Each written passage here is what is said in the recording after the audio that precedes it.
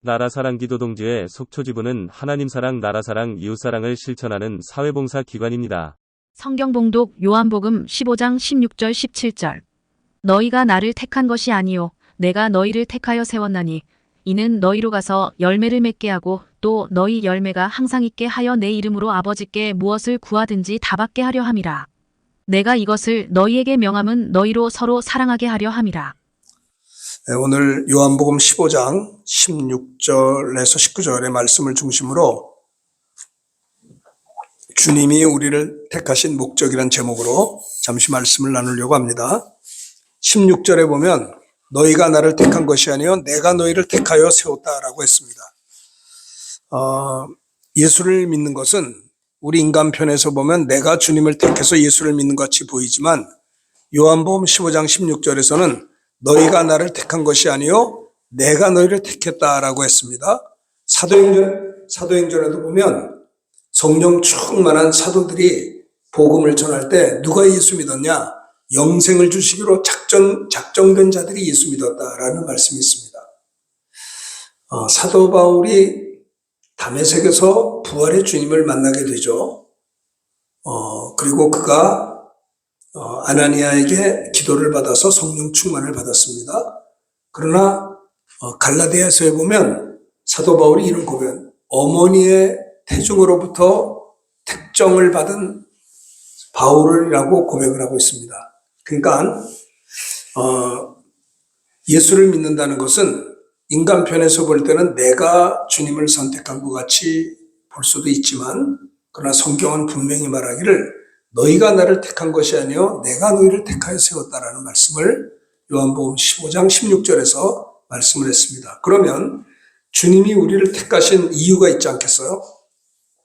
마가복음 3장 13절부터 15절에 보면 주님이 산에 나아가 앉으시니 산에 오르시니 많은 사람들이 나왔는데 주님이 원하는 자를 부르시니 사람들이 나왔습니다. 그런데 누가 주님 앞에 나왔느냐면 주님이 원하는 자를 부르셔서 주님 앞에 나왔다는 거죠. 사람들이 자기들이 주님을 만나려고 온 것 같이 이야기하지만 마가복음 3장 13절에서는 주님이 원하시는 자를 부르셔서 그들이 나왔다는 겁니다. 그러니까 나는 이것이, 그리고 그 중에 12를 세우셨다고 그랬어요. 12를. 그러니까는 제자들이 자기가 원해서 주님의 제자가 된 것 같이 인간편에서는 생각할 수도 있겠지만 마가복음 3장 13절에 보면 주님이 원하는 자를 부르셨을 때 사람들이 나왔고요. 그의 12를 세우셨다라고 했습니다.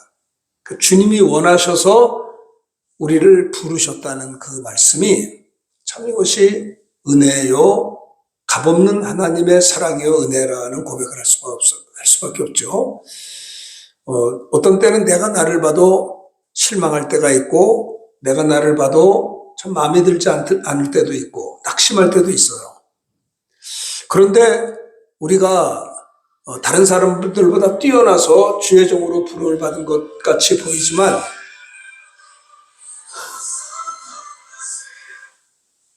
우리 인간은 이렇게 연약한 거예요. 뭐 이렇게 하고 싶어서 했겠어요. 웃지 마십시오. 여러분들도 실수할 수 있는 거예요. 누구든지. 그렇죠? 근데 이제 문제는 뭐냐면 저런 소리가 들리는데 자기 건지도 모르는 분들도 계세요. 근데 우리 지금 한 분은 본인 거를 알잖아요. 그거하고 총명하신데 어떤 분은 계속 올리는데 자기 건데도 느끼지 못하는 분들도 계시단 말이죠. 이렇게 우스갯소리를 했는데도 웃지 않는 분은 마음에 상처가 많은 분들이에요. 점심 먹고 2시 집회니까 얼마나 졸린 게 정상이에요. 사람이 밥을 먹으면 음식이 내장으로 들어오잖아요. 위로 들어오면 모든 피가 위로 들어와요. 그러니까 위에서 이제 주물럭거리면서 소화를 시키기 때문에 이 머리에 있는 피도 내려가니까 머리가 어지러지는 게 정상이에요. 식곤증이라고 그래요. 밥 먹을 때 졸린 건 너무나 자연스러운 일이에요. 자, 그래서 이게 2시 집회는 이렇게 좀 우스갯소리를 하는데도 여러분들이 웃어주셔야지 인상을 쓰시면 설교하는 목사가 무섭습니다. 진짜. 제 마음이 여리거든요. 자, 근데 저는 어쨌든 간에 정말 그렇습니다. 저도 목사지만 또 오랫동안 벌써 제가 안수받은 지가 만 40년이 됐어요. 84년 4월에 받았거든요. 2024년이니까 안수받은 지가 40년이 됐고 제 동기들 가운데는 은퇴한 분들이 많아요. 거의 다 은퇴했어요. 현역들이 많지 않습니다. 그러면은 40년 정도 목사 안수 받은 캐리어가 있으면 좀 그래도 주님을 더 닮아가야 되고 좀 그리고 좀 실수도 안 해야 되지만 정말 하루에도 몇 번씩이나 실수하고 넘어지는 것을 볼 때 내가 나를 마음에 안 들 때도 있다는 거예요.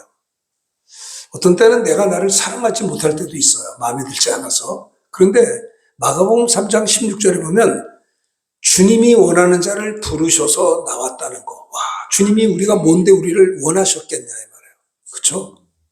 신랑 되신 주님이 우리를 신부로 보시고 우리를 원하셔서 부르셔서 사람들이 왔는데 그 중에 12를 세우셨다라고 하는 겁니다. 왜 12를 세우셨어요? 따라합시다. 이는 자기와 함께 있게 하시고 주님이 제자를 부르신 목적 중에 제일 첫 번째가 뭐냐면 이는 자기와 함께 있게 하시고 그러니까 신랑 되신 주님이 저와 여러분들을 신부로 여기셔서 원하셔서 부르셨는데 목적이 뭐냐? 신랑 되신 주님이 우리를 제자로 부르신 이유가 주님과 함께 있게 하기 위함이다라는 거예요. 그러니까 모든 시간 주님과 함께 있는 것은 대단히 중요한 거예요. 예수 믿는 사람들이 어떤 분은 힘들고 어려운 일이 있어서 우울하신 분도 계세요. 근데 우리가 우울할 때 신랑 되신 주님이 얼마나 섭섭해 할까요? 너는 나 가지고도 만족이 없느냐? 그렇습니다. 주님 한 분으로 충분한 것이 사실 그래요. 신부는 신랑의 사랑을 받으면 끝나는 거예요. 거기서 뭐가 더 있겠어요? 그러니까는 우리들이 신앙생활이라고 하는 것은 모든 시간 주님과 함께 하는 겁니다. 꿈속에서도 잠자면서도 주님과 함께 하는 것이고 걸어가면서도 찬양하면서도 기도하면서도 또 성도의 교제를 하면서도 예배드리면서도 어떤 일을 하든지 이는 자기와 함께 있게 하기 위하여 우리를 부르셨다라고 하는 겁니다. 모든 시간 주님과 함께 하는 것이 그게 믿음이에요. 근데 주님과 함께 하고 싶은데 자꾸 우리들이 한눈을 팔아요. 딴 거에 대해서 관심을 가지고 딴 데 가서 위로받으려고 하고 딴 데 가서 즐거움을 찾으려고 해요. 물론 하나님의 일반 은총도 좋긴 좋아요. 근데 주님이 원하시는 것은 주님과 함께하는 삶을 원하신다는 거예요. 스마트폰이 참 좋아요. 이 스마트폰 가지고 여기 앞에 이제 이렇게 동영상도 찍고 이걸 유튜브로도 하고요. 이 스마트폰 속에 저는요 4년 동안 설교한 설교가 다 들어가 있어요. 그러니까는 스마트폰 안에 4년 설교 노트가 저는 스마트폰 한 속에 다 있다니까요. 동영상까지 4년치가 다 들어가 있어요. 노트북에도 모든 정보와 자료가 다 있어요. 노트북이나 스마트폰이 우리에게 없다면 많이 불편할 것 같아요. 그 많은 자료들이 그 안에 다 있거든요. 언제든지 빼서 쓸 수가 있거든요. 그리고 스마트폰을 보면 훌륭한 목사님들의 설교를 언제든지 들을 수가 있어요. 그렇죠? 정말 훌륭한 하나님께서 대한민국을 사랑하셔서 과거에도 훌륭한 목사님들이 많이 계셨지만 지금도 훌륭한 주의 종들이 얼마든지 많은지 몰라요. 그래서 어떤 때는 그 짧은 설교를 듣고 은혜를 받을 때도 참 많아요. 선후배가 상관이 없더라고요. 후배 목사님의 설교를 듣고도 그렇게 좋을 수가 없어요. 근데 제가 지금 무슨 말씀을 드리냐면 원래 많은 사람들은요 스마트폰을 통해서 어떻게 하면 내가 주님 앞에 더 가까이 갈 수 있을까? 어떻게 하면 주님과 함께 할 수 있을까? 어떻게 하면 내 믿음이 성장할 수 있을까? 어떻게 하면 내가 더 은혜를 받을 수 있을까? 어떻게 하면 내가 그리스도 예수의 장성한 분량이 충만할 때까지 이룰 수 있겠는가? 어떻게 하면 좀 성령 충만하고 어떻게 하면 주님에 붙잡혀 살 수 있겠는가라고 하는 사모하는 마음, 주님과 모든 시간 함께 하겠다라고 하는 기본적인 자세를 가지고 살아야 되는데 스마트폰을 뭐 다른 걸 보지 말라는 것이 아니라 이것이 말입니다. 잘 보세요. 칼이 의사가 들면 죽는 사람도 살려요. 요리사가 칼을 잡으면 맛있는 음식을 우리에게 접대를 해요. 그럼 그 칼을 강도가 잡으면 사람을 죽이는 거예요. 우리가 똑같은 시간을 주님에게 붙잡히면 은혜로운 시간을 가질 수 있지만 우리가 말입니다. 육신의 정욕, 안목의 정욕 가지고 우리 시간을 붙잡힌다면 그거는 우리가 말입니다. 하나님과 원수될 수밖에 없다라는 거죠. 나는 우리가 이 시간에 예배 드리는 것도 중요하지만 예배 끝나고 나는 게 더 중요해요. 예배 끝나고 난 다음에도 그것도 예배거든요. 모든 시간 주님과 함께 하려고 하는 것이 너무나도 중요하지 않겠나 싶어요. 주님이 우리를 원하셔서 부르셨고 주의 제자로 세우심은 이는 자기와 함께 있게 하기 위함이라. 여기도 보니까 오늘 본문에 보면 너희가 나를 택한 것이 아니요 내가 너희를 택하여 세웠다라고 했습니다. 오늘 말씀의 제목은요, 주님이 우리를 택하신 목적이 뭐냐라는 겁니다. 그렇죠? 우리를 주님이 택한 이유가 있잖아요. 그 목적이 뭐예요? 16절에 보면 이는 너희로 가서 열매를 맺게 한다는 겁니다. 여러분, 열매로 나무를 알아요. 그렇죠? 열매로 나무를 아는 거예요. 우리가 어떤 열매를 맺었느냐? 그게 그 사람의 작품이에요. 성령의 열매를 맺느냐? 아니면 육신의 열매를 맺느냐? 아니면 성령 충만하냐? 그러지 못했냐? 둘 중에 하나 아니겠습니까? 하루를 살더라도 밤에 잘 때 내가 오늘 하나님 앞에 무슨 열매를 맺었는가? 저와 여러분들이 달란트가 다 있어요. 2달란트, 1달란트, 5달란트. 그건 하나님이 주신 주권적인 하나의 달란트예요.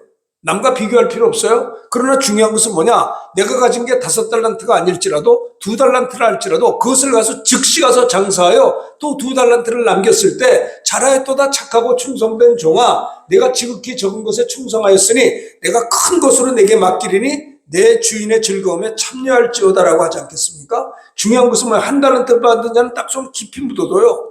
그러니까는 악하고 게으른 종아, 그리고 1달란트를 빼앗아다가 10달란트 있는 자에게 주어라.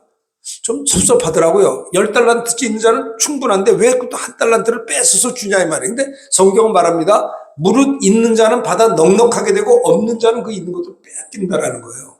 그러니까 신앙생활 잘하는 사람에겐 더 하나님이 잘할 수 있도록 도와주시고 그러지 않은 자는 안 된다는 거예요. 농부이신 주님이 가지에 열매가 맺는 가지는 더 많은 열매를 맺기 위해서 가지를 깨끗게 하나 그 열매를 맺지 못하는 가지는 잘라버린다는 거예요. 농부의 가지치기 아닙니까? 중요한 것은 뭐냐? 우리가 언젠가는 주님 앞에 설 날이 옵니다. 오늘 밤이라도 주님 앞에, 종말이라는 것은요, 주님의 재림이 종말이에요. 또 하나, 우주적 종말은 주님의 재림이지만 개인적 종말도 있습니다. 오늘 육체가 내가 마감이 되면 나도 종말을 맞이하는 거 아니겠습니까? 중요한 것은 뭐냐? 오늘 밤이라도 주님이 재림하시면, 오늘 밤이라도 내 영혼이 마감된다면, 육신이 마감된다면 열매가 뭐가 있느냐라고 하는 겁니다.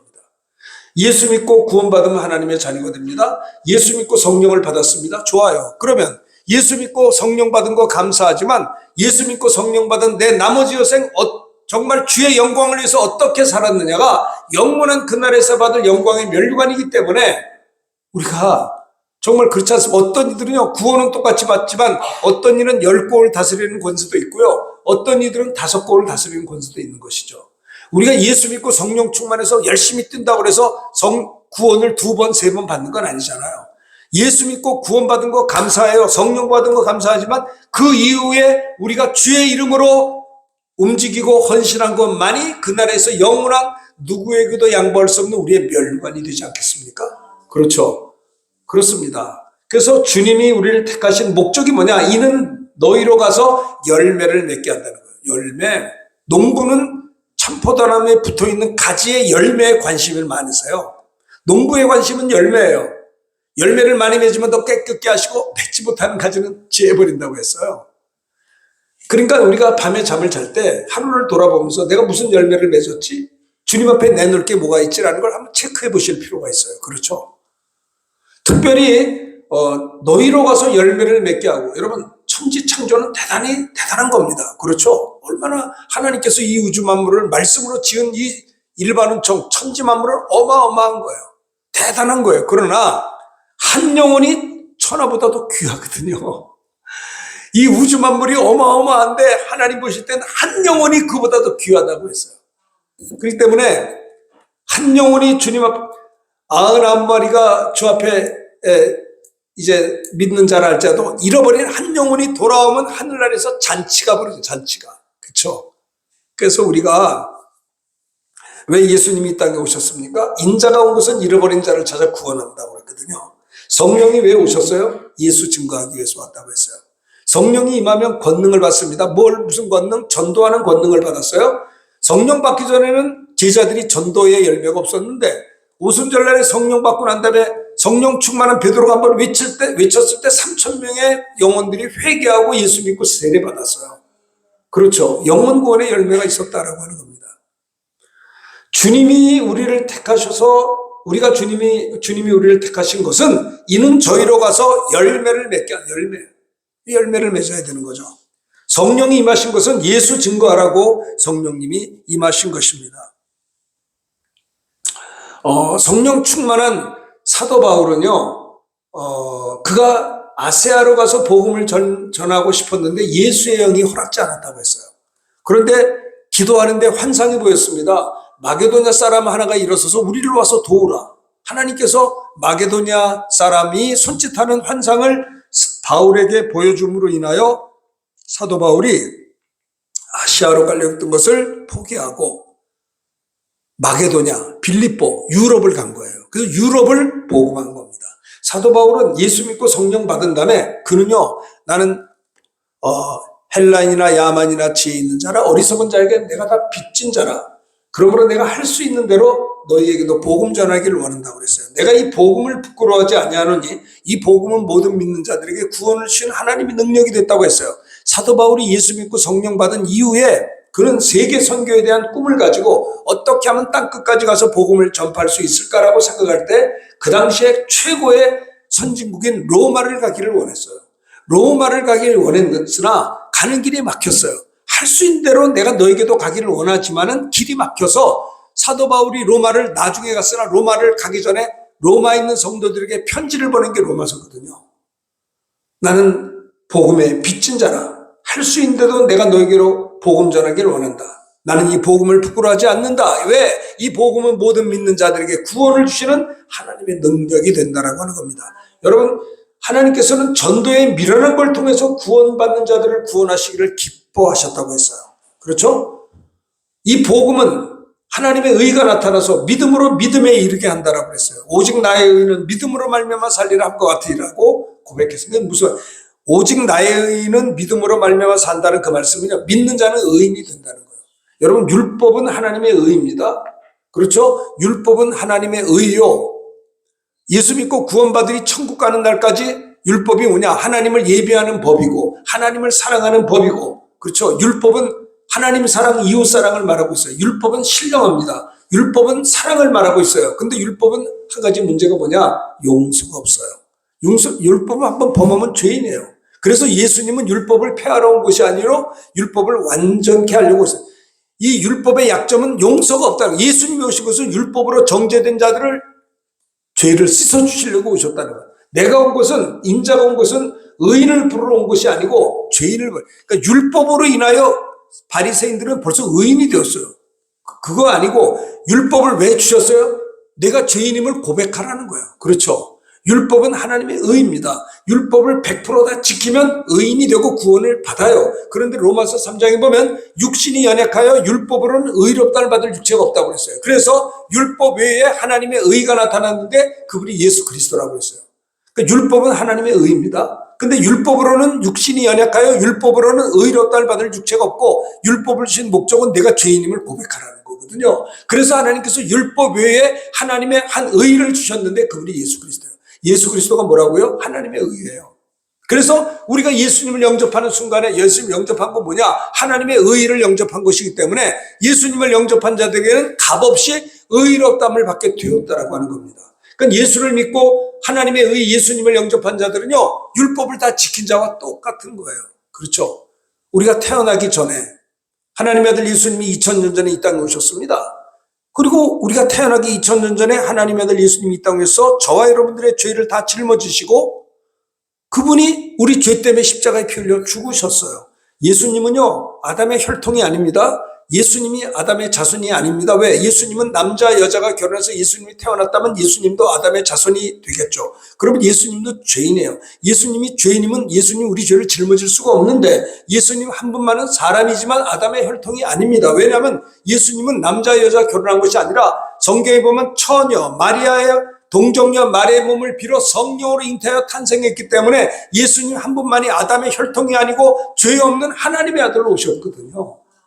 그럼 죄값은 사망인데 예수님 죄가 없는 하나님의 아들이기 때문에 십자가에 죽으실 수가 없는데도 불구하고 2000년 전에 십자가에 못 박혀 피 흘려 왜 죽으셨어요? 그분이 저와 여러분의 죄를 짊어졌기 때문에 우리 죄 때문에 죽은 겁니다.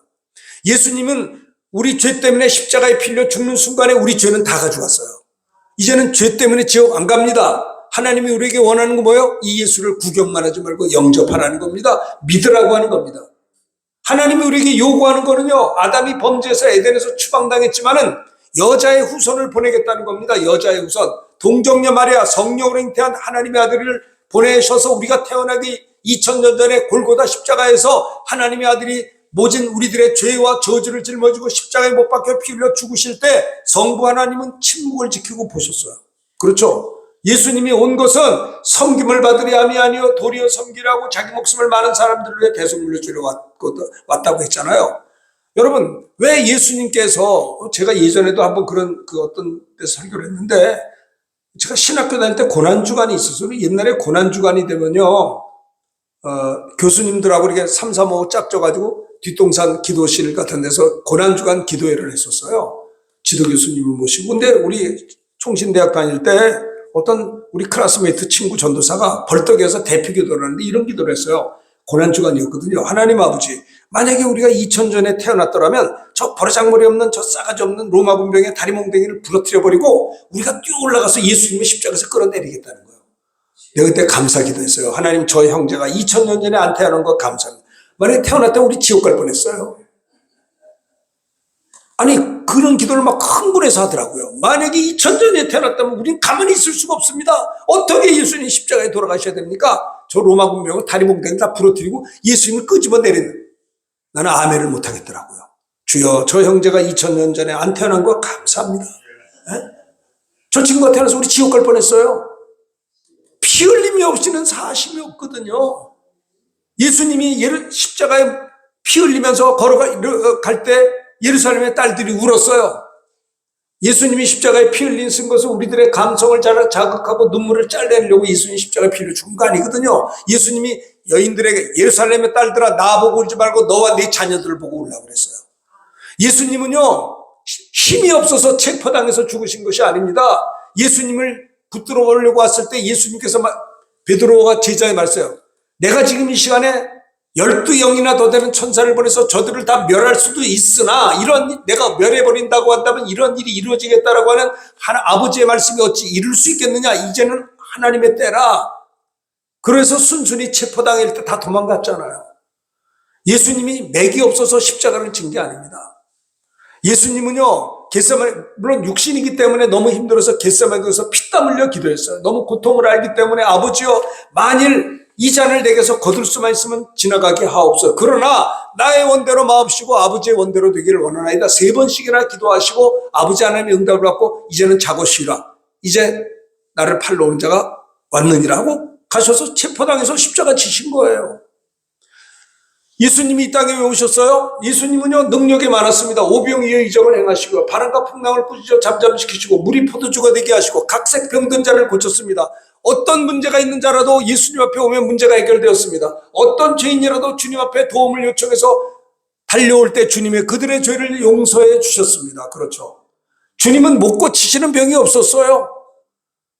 주님은 물고기 2마리와 보떡 5개 가지고 5,000명을 먹이고 12광주리가 남은 겁니다. 그러니까 제자들이 흥분을 했어요. 맨날 우리는 유대인들이 식민지로 고생하고 있는데 저분을 이스라엘의 임금으로 추대하면 우리는 괜찮잖아요. 나라도 회복하고 우리 선생님이 임금이 되면 우리는 장관이 될 수 있잖아요. 그럼 네가 높으냐 내가 높으냐 싸웠어요. 그래서 주님이 나는 인자가 온 것은 섬김을 받으려 함이 아니라 섬기려 하고 나의 목숨을 많은 사람 대속물로 주려고 왔다고 하니까 베드로가 깜짝 놀라가지고 무슨 말씀을 하십니까? 우리가 뱃사람인데 힘이 얼마나 좋은데 예수님 에스코트 할 테니까 그런 이상한 낙심스러운 얘기하지 마세요. 그래야지 마옵소서. 그러니까 예수님이 뭐라고 했어요? 사탄은 물러가라 그랬어요. 너는 나를 넘어지게 하는 자로다. 내가 하나님이라는 생각자 아니고 사람이라는 생각하는구나. 여러분, 예수님이 육신을 입고 오신 것은 하나님은 영이시거든요. 영은 살과 뼈가 없어요. 그러나 영이신 하나님이 왜 육체를 입고 왔냐? 육체를 입고 와야 피 흘려야 피 흘림이 없이는 우리의 죄를 씻어주시려고 육체를 입고 오셨다라고 하는 겁니다. 그렇죠? 우리가 예수를 믿습니다. 뭘 믿어요? 하나님의 아들 예수님이 2000년 전에 저와 여러분들의 죄와 허물 때문에 찔리고 상하셔서 우리의 죄와 허물을 짊어진 걸 믿는 것입니다. 그가 징계를 받음으로 우리가 평화를 누리는 것을 믿는 것이고요. 그가 채찍에 맞음으로 우리가 나음을 얻은 것을 믿는 것이에요. 하나님의 아들 예수님이 십자가에 피 흘려 죽으심으로 내 죄를 짊어졌다는 걸 믿기 전에는 우리가 죄사함 받을 길이 없는 거예요. 그렇죠? 자, 그래서 예수님이 십자가에 피 흘려 죽으시는 순간에 우리 죄를 다 가져갔기 때문에 이제는 죄 때문에 지옥 가는 게 아니라 예수 안 믿어서 지옥 갑니다. 믿음이 없어서 지옥 가요. 왜 믿음이 없습니까? 믿음은 들으면서 나고 들으면 그리스도의 말씀으로 말미암는데 주님의 말씀을 듣지를 않아요. 들을 때 바로 듣질 않아요. 우리나라도 140년 전에 복음이 들려지지 않을 때 믿는 자가 하나도 없었어요. 근데 140년 전에 서구 성사님들이 오셔서 우리에게 복음을 들려줌으로 말미암아 드디어 이 땅에도 예수 믿는 사람이 생겼잖아요. 그렇죠? 믿음은 들으면서라는 거예요. 하나님이 우리에게 뭐를 원하시느냐? 믿음을 가지라는 거예요. 뭘 믿느냐? 예수를 믿으라는 거예요. 예수를 어떻게 믿어요? 예수가 누굽니까? 하나님의 아들이에요. 아담의 자손이 아니에요. 죄 없는 하나님의 아들이시고 또 뭐예요? 우리를 죄에서 구원하신 그리스도, 구세주, 메시아다라는 거예요. 따라합시다. 주는 그리스도시요 살아계신 하나님의 아들이시니다. 이 믿음의 반석에 교회가 세워지는 겁니다. 사람이 모였다고 교회가 아니에요. 이런 분명한 신앙 고백 위에 믿음의 반석에 주님의 교회가 세워지리니 이 교회는 특징이 있어요. 음부의 권세가 이기지 못한다. 승리한다라는 겁니다. 두 번째, 천국 열쇠를 줘서 땅에서 매면 하늘, 땅에서 풀면 하늘 풀리는 거예요. 이 교회 권세예요. 교회 권세. 교회는요, 음부의 권세가 이기지 못하는 겁니다. 성도는요, 승리하게 되어 있는 거죠. 승리하게 되어 있는 거. 우리가 패배하려고 태어난 게 아닙니다. 승리하려고 예수 믿은 것입니다. 그렇죠. 그리고 또 천국 열쇠를 우리에게 주셨기 때문에 땅에서 매면 하늘에서 매이고 땅에서 풀면 하늘에서 풀리는 거예요. 자, 너희가 나를 택한 것이 아니요 내가 너희를 택하여 세웠나니 주님이 우리를 택하신 목적이 뭐라고요? 이는 너희로 가서 열매를 맺게 하며 영혼 구원의 열매, 주님의 지상명이 뭐냐? 너희는 가서 모든 민족으로 제자 삼아 아버지 아들 성령 세례를 베풀고 복음 전에서 세례받고 난 다음에 제자 삼으라는 거예요. 따라합시다. 영혼 구원하여 제자 삼으라. 이것이 주님의 지상명령이에요. 그렇죠. 영혼 구원하여 제자 삼으라는 거예요. 내가 너희를 택한 것은 너희로 가서 열매를 맺게 하며 열매를 맺게 영혼 구원의 열매를 맺게 한다라고 하는 거죠. 너희가 열매를 많이 맺으면 내 아버지께서 영광을 받으실 것이요 너희가 내 제자가 되리라고 했어요. 요한복음 15장 8절입니다. 그렇습니다. 요셉도 많은 열매를 맺었어요. 요셉이 17살에 형들에게 팔려가지고 종살이했고 또 거기서 하나님을 잘 경외한 결과 보디발의 아내 때문에 누명을 쓰고 감옥에 들어갔잖아요. 그래도 그는요 우울증 걸리지 않았습니다. 하나님 앞에 살았어요. 하나님께로부터 받은 꿈이 있었기 때문에 환경에 요동하지 않았어요. 어떤 교회에서도 하나님만 바라보면서 사람 보지 않았어요. 결국은 이 요셉이 옥에 들어감으로 인해서 왕의 꿈을 해석할 수 있는 지혜를 하나님이 주심으로 인하여 그가 총리가 되었잖아요. 총리가 돼서 어떻게 됐어요? 자기도 살고 자기 가족을 다 살렸어요. 자기 그 아버지와 식구들을 구원했어요. 그렇죠. 그리고 그게 뭐야? 야곱이 이스라엘이잖아요. 야곱이 야복강가에서 내 이름을 이스라엘. 그러니까 야곱의 자손이 이스라엘의 자손. 이스라엘 자손을 하나님 뭘 택해서 그 줄기를 통해 메시아가 온다는 것이거든요. 요셉으로 인해서 많은 사람이 구약의 최고의 구원의 역사가 있었고요. 신약 성경에 보면 사도 바울인 것 같아요. 구원의 역사가. 그는요. 가는 곳마다 복음을 전했습니다. 성령께서 바울에게 말합니다. 바울아 바울아 내 앞에 환난과 결박이 기다린다. 그렇게 이야기하시나 주 예수께 받은 사명 곧 하나님의 은혜의 복음을 증거하는 일을 마치려 하면은 나의 생명을 조금 더 귀한 것으로 여기지 않냐고 했어요. 그렇죠?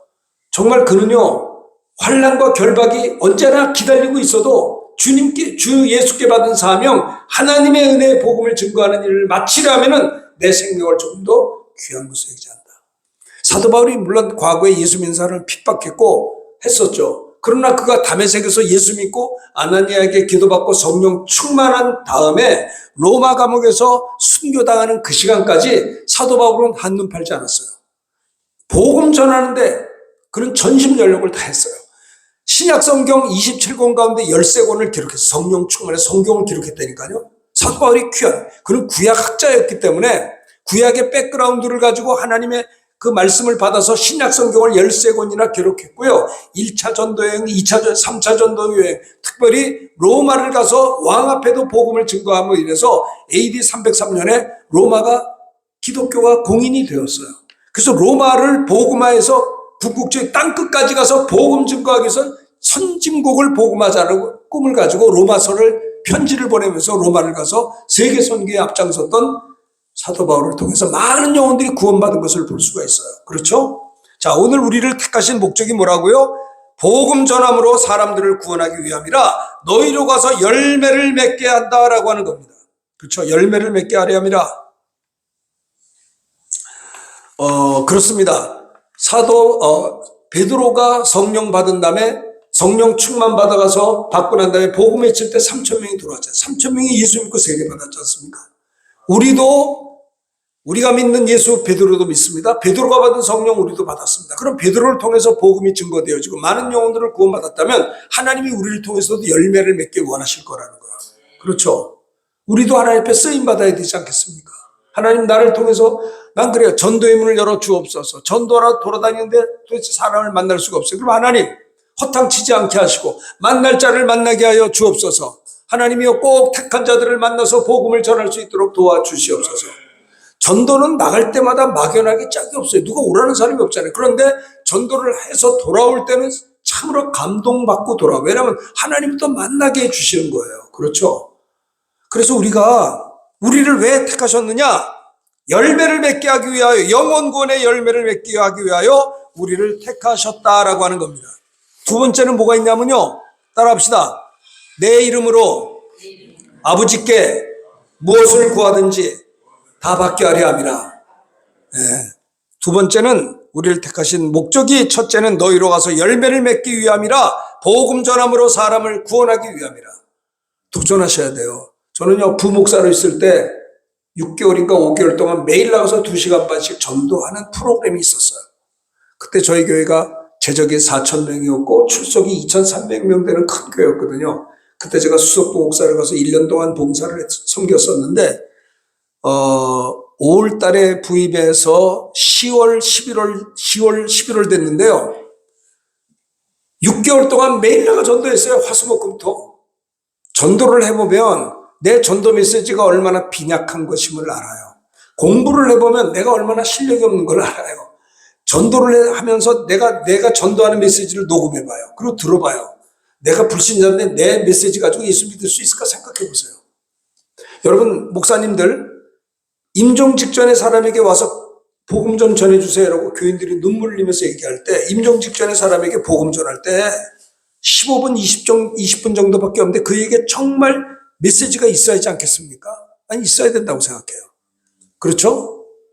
그 사람도 믿고 싶어서 누워있는데 예수 믿는 게 뭔지 이야기해야 될 거 아니에요. 우리가 주기도문을 암송하듯, 사도신경을 암송하듯, 십계명을 암송하듯, 저는 전도문도 암송해야 된다고 생각해요. 그렇죠? 하나님은 당신을 사랑하십니다. 그 하나님은 누구냐면 말씀으로 천지 만물을 창조하신 하나님이 당신을 사랑하십니다. 사랑은 주는 거잖아요.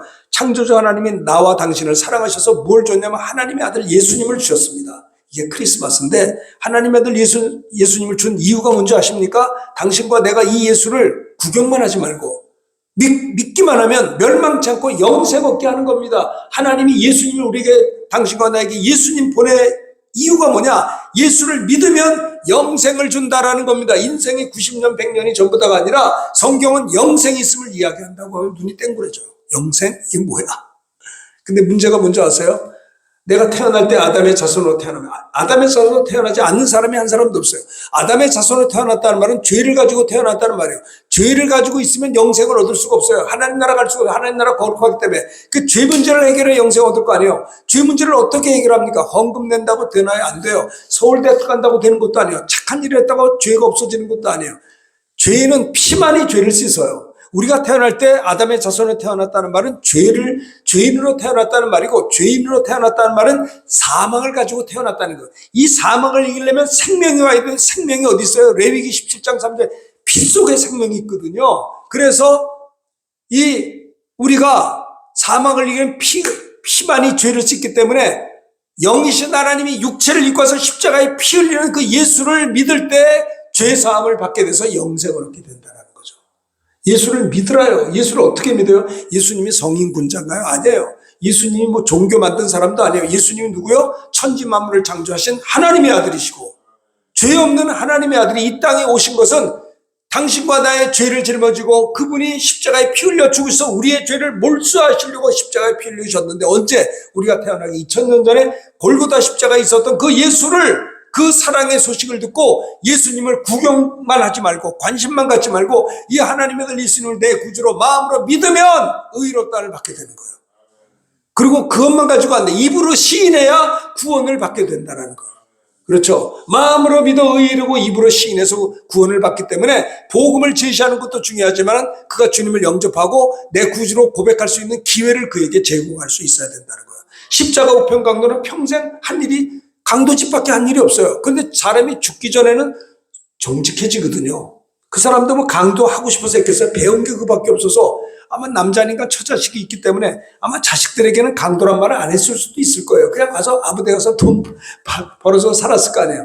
근데 사람이 죽기 전에 십자가 우편 강도가 생각했어요. 나는 죄 때문에 죽는 게 당연하지만 저분은 죄가 없는 거 같은 동네 사람이니까 아는 거예요. 그분은 한 일이, 내가 비록 예수는 믿지 않았고 죄 짓고 뒤에서 숨었지만 오병이어 이적한 것도 구경했고, 혹시 알아요? 떡 하나 얻어먹었을지도 모르죠. 물이 포도주를 구경했었을 거예요. 병전자가 고침받은 것도 봤을 거예요. 저분은 죄가 없는 분이에요.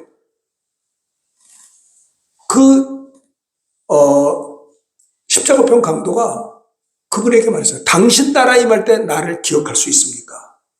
그때 주님이 오늘 내가 나와 함께 나고는 있으리라. 여러분, 육체는 기회예요. 예수 믿을 수 있는 기회, 회개할 수 있는 기회, 구원받을 수 있는 기회가 되는 거예요. 육체가 마감되면 믿고 싶어도 못 믿어요. 육체가 마감되면 전도하고 싶어도 못하는 거예요. 그렇죠? 육체가 있어야 예수 믿고 회개하고 구원받고 성령 받고 또 하나님 나라 멸류관을 준비하는, 육체는 기회인 거예요. 주님이 원하는 것은 예수를 믿을 때 의롭다를 받고 예수님 내 구주입니다라고 주님을 영접할 때 주님이 우리 안에 오시는 거죠. 구원에 이르게 된다라고 하는 겁니다. 복음을 전하고 그분이 예수를 믿게끔 도와주고 예수님을 구주라고 입으로 시인하게끔 영접 기도까지 도와줄 때, 십자가 우편 강도와 같은, 베드로가 복음 전할 때 그 자리에서 어찌할꼬 회개하고 예수를 믿고 세례받았던 그 역사가 오늘 우리의 전도의 현장에서 있을 줄로 믿습니다. 하나님께서 택한 받은 자들에게 때가 되면 마음을 열게 하시고 복음 전도자를 통해서 예수를 믿을 수 있는 축복을 주신다 이 말이에요. 주님이 우리를 왜 택하셨느냐? 이런 너희로 가서 열매를 맺게 하고. 베드로만이 독점하는 주님이 어디 계시나이까? 베드로가 믿는 예수 우리 믿습니다. 베드로가 받은 성령 우리도 받았습니다. 베드로를 통해서 3,000명이 구원받았다면 우리를 통해서도 천하보다 귀한 영혼들이 구원받는 역사가 우리의 삶의 전도의 현장에도 있게 해달라고 기도하지 않겠어요? 그렇지 않습니까? 네. 한 영혼이 주님께 돌아오는 거예요. 전도를 하다 보면요, 하나님이 도와주세요. 하나님께서 마음을 열게 하시고 예수 믿을 수 있게 하신다는 거죠. 제가 한 부복을 있을 때 그 옛날에 매일 나가서 화수목금토 6개월인가 7개월 동안 전도했는데요. 처음에는 잘 안 되더라고요. 한 2주 동안은 그 다음 2주 이후부터 2시간 반씩 전도하는데 많은 영혼들이 예수 믿더라고요. 기도, 새벽 기도를 많이 하면요, 빨리 뛰어가서 전도해야 될 것 같은 느낌이 들어요. 전도하러 다니면 막연해요. 전도를 출발하면 막연한 게 내가 누구를 만나야 될까? 한 80%는 문전박대거든요. 전도라는 게 별로 매력이 없어요. 그래도 20% 영접하는 사람들 확률이 있어요. 그래서 하다 보면 신기하게 만날 자를 만나게 하세요.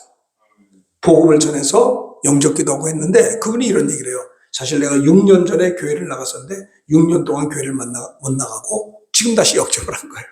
교회 오더라고요. 등록하고 자녀들 2명까지 교회로 데려오더라고요. 제가 전도 나갔을 때. 야, 전도는 되는구나.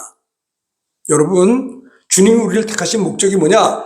너희로 가서 열매를 맺게 한다는 거 꼭 기억하시길 바랍니다. 따라합시다. 나를 통해서도 복음이 증거되게 하여 주옵소서. 네. 그렇죠. 두 번째, 내 이름으로 무엇을 구하든지 받게 하려 합니다. 주님이 우리를 택하신 목적 두 번째 뭐냐? 예수의 이름으로 기도 응답받게 하려고 우리를 택하셨다라는 겁니다. 이것은 예수님이 항상 돌봐주심을 체험하는 거예요. 우리가 왜 기도해요? 내 힘으로 안 되니까 기도하는 겁니다. 그렇죠? 우리에게 나타나는 문제나 여러 가지 어려움은 하나님께서 내게 주신 기도 제목에 불과해요. 그렇죠? 무엇인지 내게 구하라. 내가 시행하리라. 너희가 내 이름으로 무엇인지 구하면 내가 시행한다. 우리의 사소한 기도 제목이라 할지라도 우리가 기도할 때 예수님은 예수의 이름에 명예를 걸고 응답을 주신다고 했어요. 그렇죠? 내 이름으로 무엇인지 구하라고 하는 겁니다. 예수의 이름으로 걸어가라. 걸어가는 거예요. 그렇죠? 네. 자, 어쨌든 간에 여러분들, 우리가 주님이 우리를 택하신 두 번째 목적이 뭐냐면, 이는 내 이름으로 아버지께 무엇이든지 구하든지 다 받게 한다라고 하는 겁니다. 그렇죠? 네. 자, 보십시다. 그리고요, 세 번째 또 합시다. 내가 이것을 너에게 명함은, 네, 따라하십시오. 내가 이것을 너에게 명함은 너희로 서로 사랑하게 하려 함이라. 17절의 말씀입니다. 주님이 우리를 택하신 목적이 뭐냐? 너희로 서로 뭐예요? 사랑하게 하려 함이라. 아시겠습니까? 성도들끼리 사랑하기 위해서 주님이 우리를 택하셨는데 나는 참 중요하다고 생각해요. 안타깝게도 사탄은요, 성도들끼리 사랑하지 못하게, 또 가족들끼리도 사랑하지 못하게, 부부끼리도 사랑하지 못하게, 부모 자식 간에도 사랑하지 못하게, 형제 간에도 사랑하지 못하게, 친구끼리도 사랑하지 못하게 이간을 해요. 그렇죠? 여러분, 이건 대단히 중요한 겁니다. 마태복음 20장 28절에 보면 인자가 온 것은 섬김을 받으려 하며 도리어 섬기라고 나의 목숨을 많은 사람 대속을 섬기려고 주님 오셨거든요. 그러니까 우리는 섬기는 자가 되어야 돼요. 예수님은 그것을 우리에게 시청과 교육으로 제자들의 발을 씻겨주었어요. 그러면서 주님이 이런 말씀을, 너희가 나를 선생이라 주라 하니 너희 말이 옳도다. 내가 너희의 선생과 주가 되어 너희 발을 씻겼으니 이와 같이 너희도 그렇게 하는 것이 옳다고 그랬어요. 제자들의 발을 씻어줬잖아요. 왜 씻어줬어요? 너희들도 서로 높다고 하지 말고 이렇게 발을 닦으라는 거예요. 제가 미국의 휴스턴 서울교회 최영기 목사님이 가정교회를 이렇게 이끄는 분인데, 그분이 섬김의 리더십에 대해서 간증해서, 그럼 뭐가 섬기는 건가? 뭐 여러 가지가 있겠죠. 섬기는 것이 뭐 교회 와가지고 먼저 이렇게 봉사하고, 먼저 인사하고, 부족한 거 이렇게 하는 것도 섬기지만, 그분이 이런 얘기를 해요. 여러분, 텍사스에 있는 휴스턴은요, 실리콘밸리가 있어서 박사원이 있어요. 박사들이 많습니다. 한국의 박사들도 해서 이제 실리콘밸리가 있어서 그 그룹이 있어요. 근데 박사원의 본부장이 아무리 대한민국 사람이 실력 있어도 그 박사원의 본부장은 안 시키고 이 백인들만 시킨대요. 그런데 휴스턴 서울교회 안수 집사님이 본부장을 했어요. 근데 그 휴스턴 서울교회 지금 원로 목사님인데, 그분이 최영기 목사님도 서울 공대를 나와서 과학자로 박사원에 있다가 늦게 예수 믿어서 목사가 돼서 목회한 거거든요. 근데 그분이 이제 섬김에 대해서 설교를 하시는데 자기 안수 집사님을 통해서 배웠다는 거예요. 근데 그 안수 집사님은 실리콘밸리 텍사스 휴스턴 쪽에서 박사원에 있었어요. 그런데 거기서 황색인종인데 본부장이 된 거예요. 너무 신기해가지고, 미국 애들이 백인들을 이렇게 픽업하지, 동양인들은 안 하거든요. 근데 최초로 본부장이 된 거예요. 목사님이 너무 놀래가지고, 그 안수 집사님이 불러다가, 아니, 집사님, 어떻게 본부장이 됐냐고 물어봤어요. 그랬더니 그 집사님이 이런 말씀 했대요. 나는 박사원 처음 말단 직원으로 들어왔을 때부터 지금까지 내가 철칙이 돼요. 주님이 섬겼듯이 나도 섬긴다는 거예요. 근데 섬김을 어떻게 하는 줄 아세요? 자, 이거 졸지 말고 보세요. 자, 눈을 크게 뜨세요. 밥 먹을 때 조는 사람을 내가 본 적이 없어요, 여태까지. 네? 자, 눈을 크게 뜨고 이게 들어야 돼요. 그럼 섬김이 뭐냐? 이것만 해도 이제 되는 거예요. 왜? 너희를 서로 사랑하기 위해서 우리가 주님이 우리를 택하셨다고 했는데, 그 사랑하기 위해서는 섬김이, 예수님이 섬겼잖아요. 발을 닦아주고 왜? 너희도 이와 같이 하라는 거거든요. 그게 섬김이라는 거예요. 그럼 보세요. 그 집사님이 이런 얘기했대요. 내가 황색 인종으로서 그 실리콘밸리 박사원에서 처음부터 들어가면서 내가 배운 거는 뭐냐? 섬기겠다. 주님이 섬기듯이 나를 만나는 자마다 나는 그를 섬긴다는 거예요. 그것을 가지고 살아왔대요. 근데 어떻게 섬겨요? 말로만 섬깁니까? 그게 아니고요. 내가 누구를 만나든지 저 사람을 성공시키겠다고 생각했대요. 대부분의 많은 사람들은 생존 경쟁이기 때문에 저 사람을 딛고 올라가서 내가 출세하려는 게 일반적인 사람들의 마음인데, 이 집사님은 그 박사원에 들어가서 처음부터 누구를 만나든지 저분이 나를 만나서 내가 저를 섬기되 그를 성공시키려고 섬겼대요. 성공시켰다는 거예요. 그렇게 계속 하다가 사람들에게 인정받아서 본부장이 됐다는 거예요. 그래서 그 목사님이 목회 철학을 얘기하면서 우리 하나님의 사람들은 예수님을 본받아 섬겨야 되는데, 섬김이 뭐냐? 인사 잘하고 뭐 이런 것도 섬기는 거지만 나로 인하여 내 앞에 있는 사람을 이렇게 성공시킨다는 거예요. 그렇죠. 저 사람이 나를 만나서 은혜를 받고 나를 만나서 믿음이 성공한 거 아니에요. 그렇죠. 저 사람이 나를 만나서 나보다도 훌륭한 그리스도인이 되게 한다라고 하는 거예요. 이게 섬김의 리더십이에요. 따라합시다. 사랑은 모든 허물을 덮고 허물을 들춰내는 건 사랑이 아니에요. 그럴 때 우리는요, 참 이 교회라고 하는 곳이 참 귀하죠. 근데 또 사탄이 우리를 사랑하지 못하게 함으로 이 말로 넘어지게 하는 게 많이 있어요. 그렇죠? 그래서 PR이 뭐냐면, 피할 것은 피하고 알릴 것은 알려야 되는 게 PR이에요. 형제형 대개 예를 들어서 파출소에 자기 아들이 싸움이 나가지고 파출소에 붙잡혀가서 어머니가 그 아들 때문에 파출소에 불려갔어요. 형사를 만났어요. 그래서 뭐라고 하는 줄 아세요? 형사님, 내 아들은 착한 애예요. 이런 일을 할 애가 아니에요. 그런데 왜 이렇게 했냐면 얘가 친구를 잘못 사귀어서 이렇게 된 거예요. 그러니까 이 엄마는요, 자기 아들을 무조건 허물을 덮어요. 얘가 이렇게 된 건 저 친구 때문에 그랬다는 거예요. 이게 뭐예요? 사랑은 덮는 거예요. 들춰내지 않는 겁니다. 우리가 정말 이 어떤 교회든지 어떤 모임이든지 우리가 서로 덮어줄 수 있으셔야 돼요. 그래서 어떤 분이 그러더라고요. 내가 옛날에 우리가 지금 돌아가셨어요. 연세가 높으신 목사님인데 그분이 이런 간증을 해요. 집사님 부부가 있는데 남자 집사가 교회를 안 나왔대요. 그래서 목사님이 화가 나가지고 그 여자 집사님 붙들고 왜 당신 남편 교회 안 나왔어? 그랬더니 솔직히 얘기했대. 목사님한테 어젯밤에 낚시를 갔어요. 집사가 낚시로 교회를 안 나온 거예요. 그러니까 목사님 화가 나가지고 아니 어떻게 낚시를 가냐고 집사가 그러냐고 가다가 다리 몽둥이라도 막서 야단을 쳤대요. 근데 그 부인이 이제 남편이 이제 주일날 예배 안 나고 낚시하고 다 돌아와서 집에 왔는데 목사님이 글쎄 당신에게 뭐라고 말하냐면 어떻게 얘기했을까요? 다리 몽둥이 하지 않고 그 밤에 낚시를 갔는데 내복이나 제비로 입혔냐고 거짓말을 한 거예요. 예? 그러니까 목사님이 화가 나서 얘기한 거를 새겨 듣고 목사님이 그 추운 밤에 혹시라도 제비 입혀 그 얘기를 하니까 이 집사님이 감동을 받아서 월요일날 회개하러 왔대요. 목사님이 나를 이렇게 사랑하시는데 내가 주일 봉헌을 회개합니다. 그러면서 목사님이 실수해도 덮어주라는 거예요. 우리 교회 부흥회했을 때 그 목사님 그 설교한 걸 제가 들었어요. 이해가 되십니까?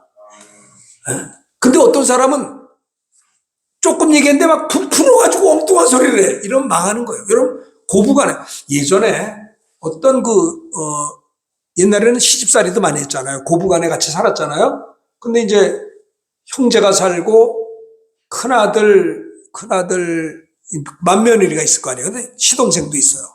그러면 시어머니가 자기 아들은 직장 나가고 이 며느리는 집에서 일하잖아요. 막 어머니가 그냥 막 옛날처럼 맏며느리는 막야단치는 거예요.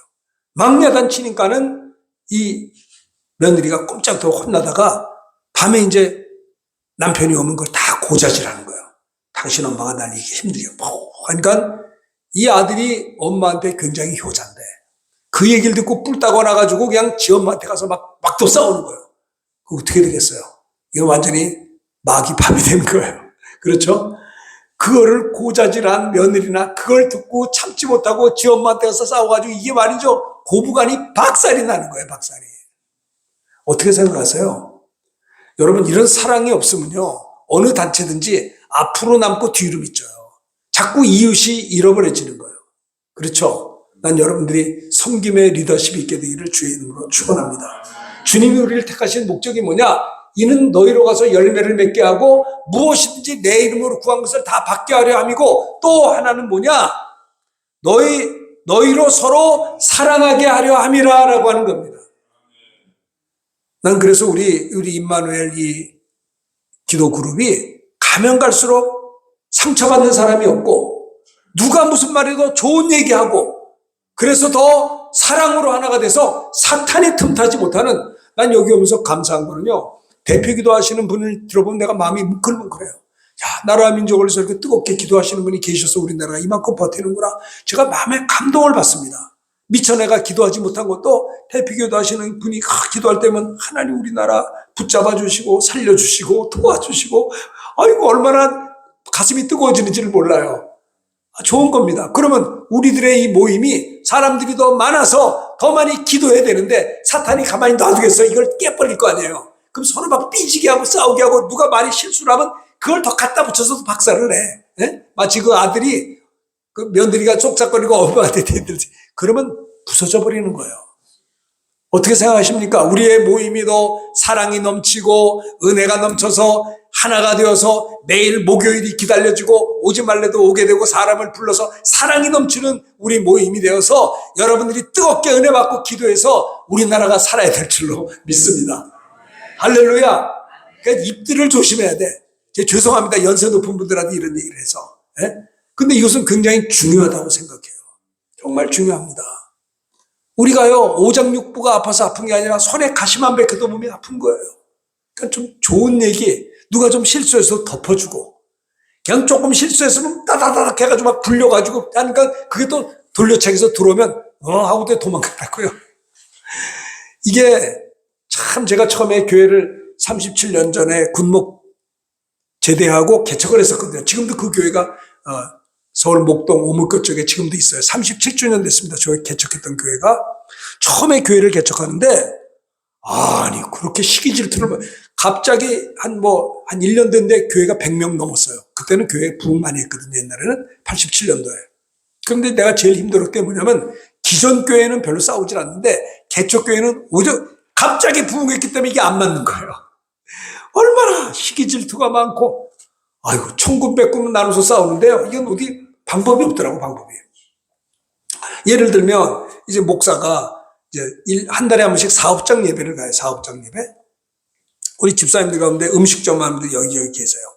그러면 여전사가 스케줄 잡은 대로 이렇게 돌아가면서 신방 가는데, 이 사람들이 다 알아요. 그러면 APC가 이렇게 식당이 있는데, A 식당에 먼저 신방을 가면 B 식당 집사가 전화 와요. 목사님, A 식당 먼저 가셨다며요. 그러니까 자기 식당 왜 안 왔냐 이거야, 왜.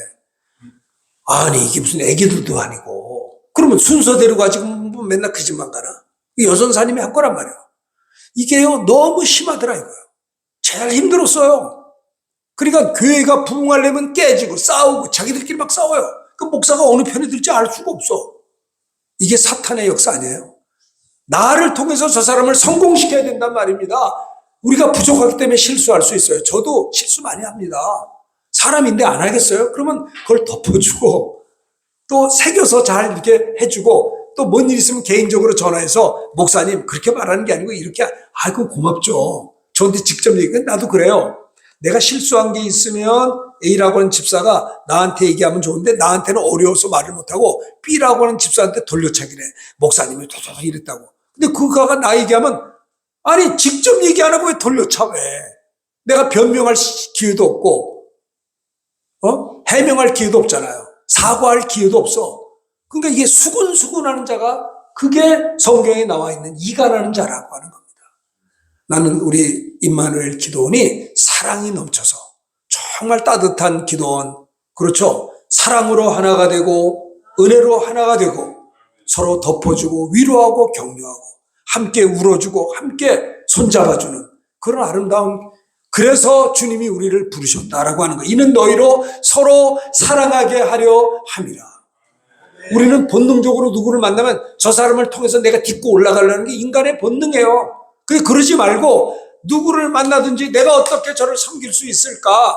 내가 가지고 있는 게 물고기 두 마리 보떡밖에 없지만 그래도 어떻게 서로 내가 저를 섬기려고 하는 마음을 가지고 누구를 만나든지 나를 만나는 자가 믿음이 성장하고 저가 성공하면 얼마나 좋겠는가 섬기려고 하다 보면 그때 하나님의 역사가 있고 사랑으로 하나가 된다라고 하는 겁니다. 이 은혜가 있게 되기를 바라요. 그러니까 형제가 실수할 때 말하지 마세요. 불쌍히 여겨주세요. 축복하며 기도해 주세요. 누가 실수했을 때 딴 사람한테 말하지 말고 직접 가서 찾아가서 함께 손잡고 눈물로 기도하면서 형제님, 자매님, 당신이 이랬다는 거 아는데 우리 둘만 얘기해 봅시다. 나에게 사과라든지 변명하라든지 이야기하시오. 우리가 주 안에서 잘 지냅시다. 이렇게 해서 우리 임마누엘 기도원이 날이 가면 갈수록 사랑의 공동체가 되어서 이게 하나가 돼야 이 기도의 능력이 하늘에 상달될 때 우리나라가 살게 될 줄로 믿습니다. 사탄은 이거 부시기를 원해요. 무슨 나라 민족을 위해서 기도하냐? 기도 못하게 하지만 우리가 모일 때마다 사랑으로 하나가 되고 모일 때마다 영혼 구원의 열매를 맺고 너희가 내 이름으로 무엇을 구하든지 너희가 다 받게 하려 함이라. 우리가 모일 때마다 기도 응답받고 말이죠. 서로 사랑으로 서로 사랑하는 이런 아름다운 공동체가 될 때 우리가 주님의 택하심을 받은 그 사명을 감당하게 될 줄로 믿습니다. 할렐루야. 그래서 우리가 여러분들이 교회는 다 다를 수가 있잖아요. 그러나 서로 사랑하고 서로 섬겨주고 저분이 얼마나 힘든 게 뭘까. 그래서 누가 좀 실수해서도 막 폄훼하지 말고 그때 뭡니까 그 집사님 여자 집사님처럼 자기 목사님 막 야단을 쳤는데 그래 목사님 너무 쇼크받고 그 얘기를 하시더라고요. 나는 화가 나서 야단 쳤는데 그 여자 집사님이 저 남편 집사님에게 자기를 이렇게 좋게 새겨서 말해줘가지고 그 집사와 내가 싸우지 않고 돌려서 얘기하고 감동을 받았다는 간증을 하시더라고요. 이 사랑이 꼭 집사님뿐만 아니라 목사님들도 그래야 되고 집사님들도 그래야 되고 며느리도 또 시어머니도 아들도 이런 서로 섬김에서 그들을 어떻게 하면 내가 잘 섬기고 사랑할 수 있는가.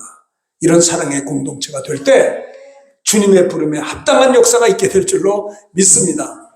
아무쪼록 우리가 이렇게 모인 것은 참 여러분들 기도를 왜 해요? 응답이기 때문에 기도하는 겁니다.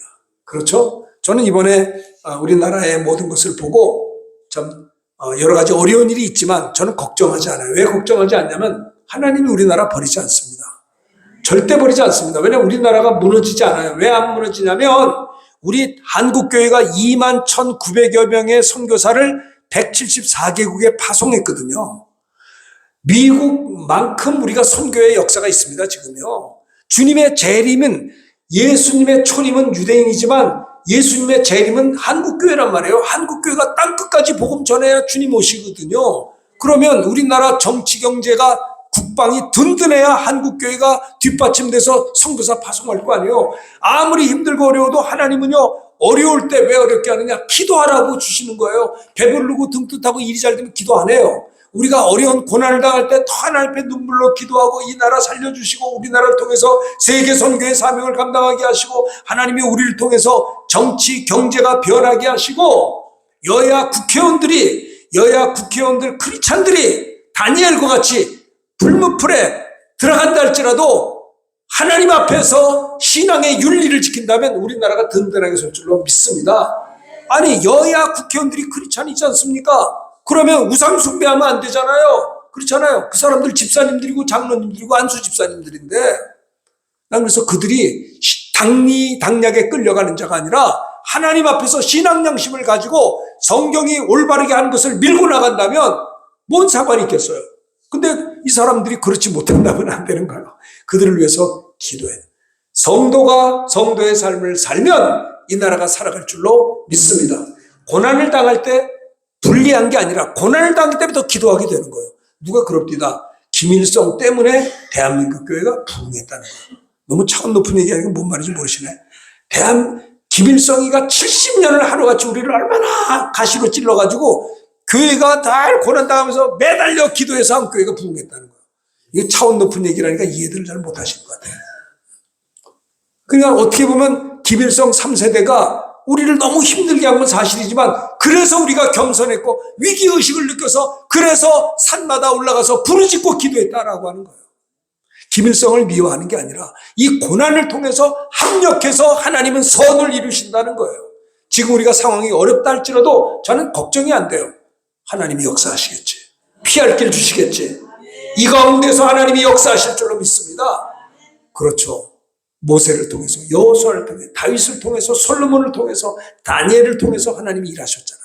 바울을 통해서, 베드로를 통해서. 그래서 우리가, 난 여러분들이 기도하는 거 보고 조금 마음에 막 뜨거워요. 그래, 맞다. 저렇게 우리 날마다 기도해야 돼.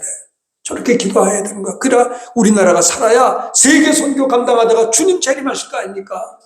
우리나라밖에 없어요.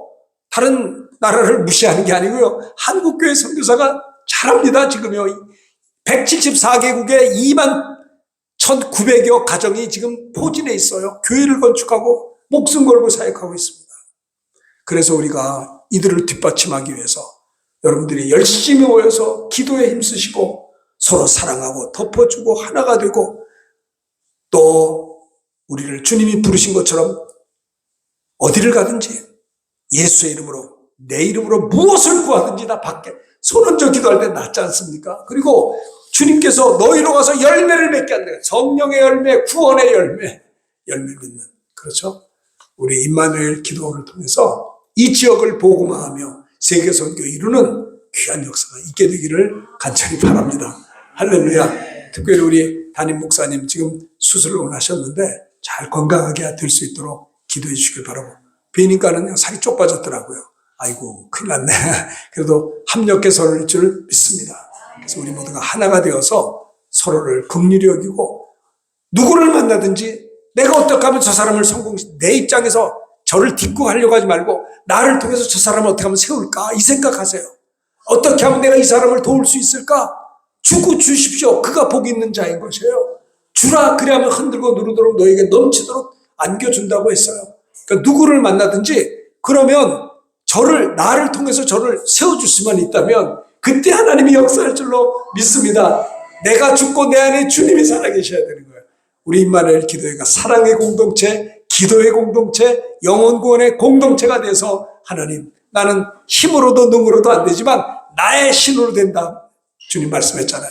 나는 부족하지만 지금 이 시간에 약속하신 성령이요 우리에게 다시 한번 충만케 하여 주셔서 권능을 주시고 전도하는 권능, 이 세상의 시험을 이길 수 있는 권능 하나님이요 우리에게 영혼 구원 전도의 권능도 주시고 병 고치는 권능, 성령 충만한 권능을 사랑의 권능을 그렇죠 기도 응답의 권능을 영혼 구원의 권능을 우리에게 주시옵소서 이렇게 기도하시는 우리 모두가 되기를 주님의 이름으로 축원합니다. 오늘 말씀 들은 걸 생각하면서 한 1, 2분 동안 주님이 우리를 택하셨는데 정신을 차려서 주님의 택하신 목적을 가지고 아버지 하나님 살아갈 수 있게 하여 주옵소서. 하나님의 너희로 와서 열매를 맺게 하여 주시고 내 이름으로 무엇을 구하든지 다 받게 하려 함이라고 했습니다. 너희가 서로 이것을 내가 너에게 명한 것은 너희로 서로 사랑하게 하려 함이라고 했습니다. 이 세 가지 은혜가 우리에게 있게 달라고 두 손을 높이 들고 주님을 세 번 부르고 동성기도합니다.